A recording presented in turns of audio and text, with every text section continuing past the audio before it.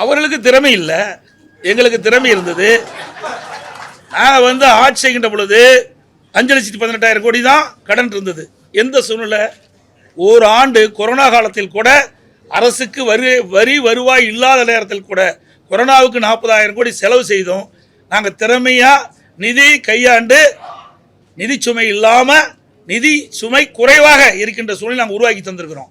ஆனால் திராவிட முன்னேற்ற கழக அரசு பொறுப்பேற்ற பிறகு இந்த நிதி மேலாண்மை அமைப்பை ஏற்படுத்தி நிபுணர் குழு அமைக்கப்பட்டு அந்த நிபுணர் குழு மூலமாக கடன் குறைக்கப்படும், வருவாய் உயர்த்தப்படும் சொன்னாங்க.